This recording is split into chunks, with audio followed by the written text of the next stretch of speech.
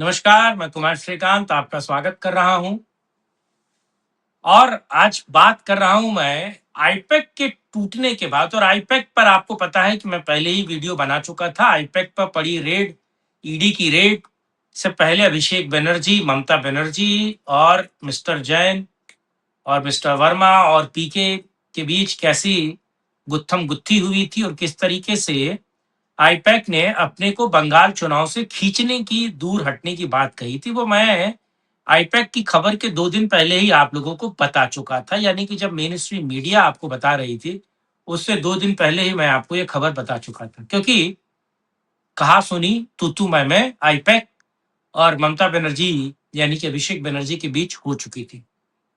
ये खबर पहले ही मैं आपको बता चुका हूँ। लेकिन आज बहुत महत्वपूर्ण खबर है। आज बहुत अहम खबर लेकर आया हूँ मैं आपको। और आप देखेंगे, मैं इस खबर के बाद आप देखेंगे कि ये जिसकी भविष्यवाणी मैं कर रहा हूँ, वो भी होगी। और मैं नरेंद्र मोदी की तरह नहीं हूँ कि नरेंद्र मोदी ने तो चुनावी भविष्यवाणी कर दी आज। 2002 से लेकर आज तक उन्होंने कभी चुनावी भविष्यवाणी नहीं की, लेकिन आज इस बार तो उन्होंने कर दिया। बंगाल में बीजेपी की सत्ता को लाने के लिए भविष्यवाणी तो नरेंद्र मोदी ने कर दी। लेकिन मैं भी एक भविष्यवाणी करता हूँ। चलिए मैं भी एक भविष्यवाणी करता हूँ। लेकिन उससे पहले आप लोगों से अनुरोध है कि वीडियो को ज़्यादा शेयर करें, लाइक करें, चैनल को सब्सक्राइब करें, कमेंट बॉक्स में अपनी राय रखना बिल्कुल ना भूलिए। यूपी न्यूज़ लाइव 87 जो मेरा यूट्यूब चैनल है, आप उसे यूट्यूब पे सर्च करें, यूपी न्यूज़ लाइव 87। ज़रूर आप वहाँ अपनी दस्तक दें, सब्सक्राइब ज़रूर करें। और अभी तो कुछ दिनों से मैं बीमार था, इसीलिए वीडियोज़ नहीं बना पा रहा था, लेकिन अब बहुत जल्दी उस पर आपको अलग-अलग मुद्दों पर बड़ी शॉर्ट वीडियो बना आपको मिलेगी। मैं 10-12 मिनट से ज़्यादा की वीडियो बनाता भी नहीं, क्योंकि लोग उसको देखना भी पसंद नहीं करते। अपनी बात बिल्कुल कम शब्दों में, कम समय में जितना कह सकें आप, उतना बेहतर है। मेरी ये फिलॉसफी है, मैं इस चीज़ पे थोड़ा बिलीव रखता हूँ। बहरहाल, खबर समझिए। आपको पता है 957 957 टीएमसी के अलग-अलग नेताओं को पिछले 1 हफ्ते में ईडी ने गिरफ्तार, 1 हफ्ते नहीं 4 दिन के अंदर ईडी ने गिरफ्तार किया है।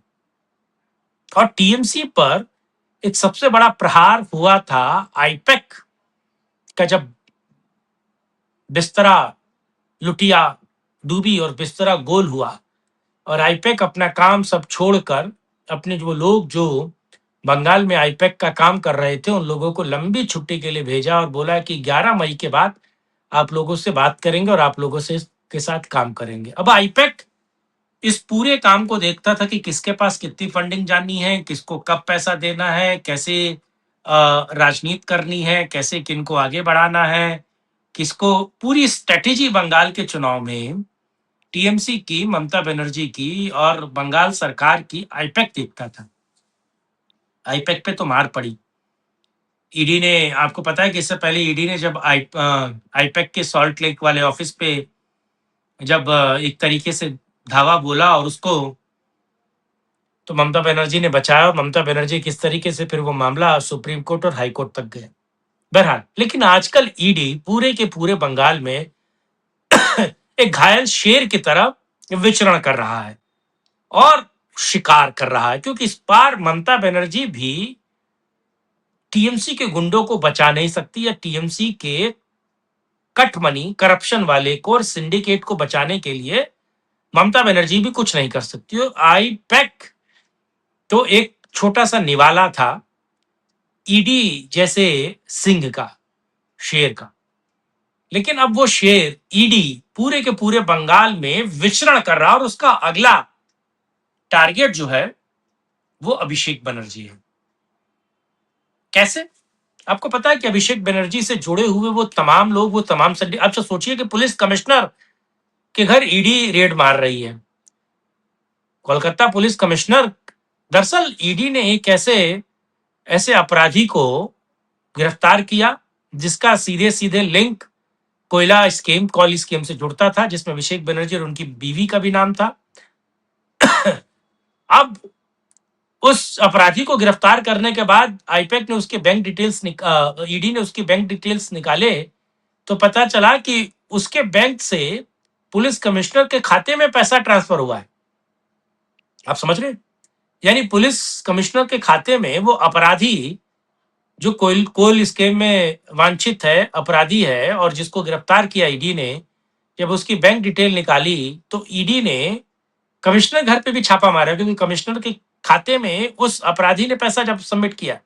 अब ये सोचिए, अपने बैंक टू बैंक ट्रांसफर किया है। अब ये कड़ियां सीधे सीधे जुड़ रही हैं अभिषेक बनर्जी की। तो सबसे बड़ी जो उनका ममता बनर्जी या फिर बंगाल सरकार का चुनावी स्ट्रेटेजी संभालने वाला कोई था तो आईपैक, और आईपैक के चले जाने के बाद अभिषेक बनर्जी के साथ कैसे ओल्ड गार्ड और न्यू गार्ड के बीच मारपीट हो रही, यानी कि टीएमसी के पुराने कार्यकर्ता, पुराने नेता और नए नेता जो अभिषेक बनर्जी लेकर आए, उनके बीच कैसे दो दो हाथ हो रहा है। कैसे महुआ मोइत्रा को अभिषेक बनर्जी देखना नहीं, अभिषेक बनर्जी महुआ मोइत्रा के खेमे में आते हैं, कल्याण बनर्जी ममता बनर्जी के खेमे में आते हैं। उनके बीच कैसे लड़ाई आपको पता है, वो आप जग जाहिर है। अब अभिषेक बनर्जी को भी ईडी उठाने वाली है। ये खबर मैं आपको पहले बता रहा हूं। दरअसल तो तमाम जानकारियां, वो तमाम चीजें, या फिर कहा जाए कि वो तमाम सबूत ईडी के हाथ लग चुके हैं, जिसमें आपको पता चलेगा कि ईडी अभिषेक बनर्जी के घर पर रेड मारेगी और अभिषेक बनर्जी की पत्नी भी उस कोल स्कीम में समान रूप से करप्ट है और उन पर भी आरोप है।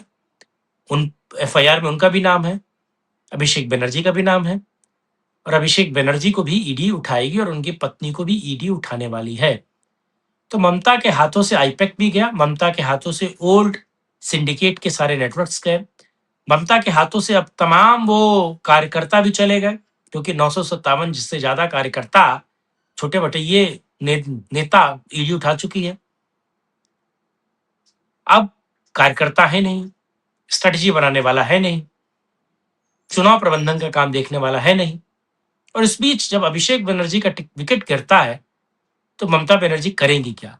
दरअसल ममता बनर्जी के हाथ में बचेगा क्या, या फिर ममता बनर्जी कर क्या पाएंगे? क्योंकि अभिषेक बनर्जी के जाने के बाद ममता हताश निराश तो होंगी, लेकिन सबसे बड़ा विषय ये है कि अभिषेक बनर्जी के पास जो सूत्र हैं, जो सोर्सेज हैं, और Abhishek Banerjee prima facie culprit है, और प्राइमा फेसी कल्प्रिट कोल घोटाले का जब ईडी लगातार सिंगी की तरह पूरे बंगाल में घूम घूम कर उठा रही है टीएमसी के नेताओं को, तो इसमें अभिषेक बनर्जी का नंबर आता है, तो ममता बनर्जी सीधे तौर पर घिरेंगी, और वो केवल घिरेंगी नहीं, बंगाल का पूरा चुनाव उनके हाथ से चला जाएगा।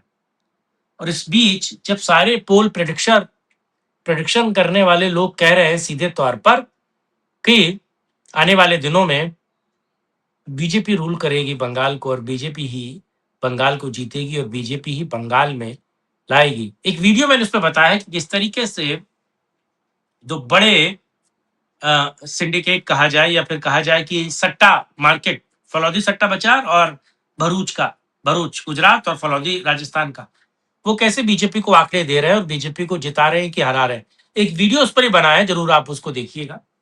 और खैर बहरहाल ममता बनर्जी अभिषेक बनर्जी के जाने के बाद क्या करेंगी, कैसे करेंगी, क्योंकि ये 23 से पहले होगा, और अगर ये होता है 72 घंटे बाकी है, और अगर ऐसा होता है तो ममता बनर्जी क्या करेगी, क्योंकि फर्स्ट फेज तो उनके लिए बड़ा मुश्किल है और सेकंड फेज तो उनके लिए नाक की लड़ाई है, क्योंकि सेकंड फेज में तो ममता बनर्जी की सबसे ज्यादा सीटें हैं जो वो जीती हैं, और इस बार अगर वो फेज उनके लिए बड़ा घातक हुआ तो ममता बनर्जी करेंगी क्या, ये तो वक्त बताएगा। लेकिन इस वीडियो को ज्यादा ज्यादा लाइक कीजिए, शेयर कीजिए, चैनल को सब्सक्राइब करें, कमेंट बॉक्स में अपनी राय रखना बिल्कुल ना भूलिए। यूपी न्यूज लाइव 87 आप इसे यूट्यूब पे सर्च कीजिए और मुझसे जरूर जुड़ें। बहरहाल आज के लिए इतना ही, किसी और वीडियो पर राष्ट्रहित में चर्चा करेंगे, तब तक के लिए जय हिंद, जय भारत, वंदे मातरम, नमस्कार।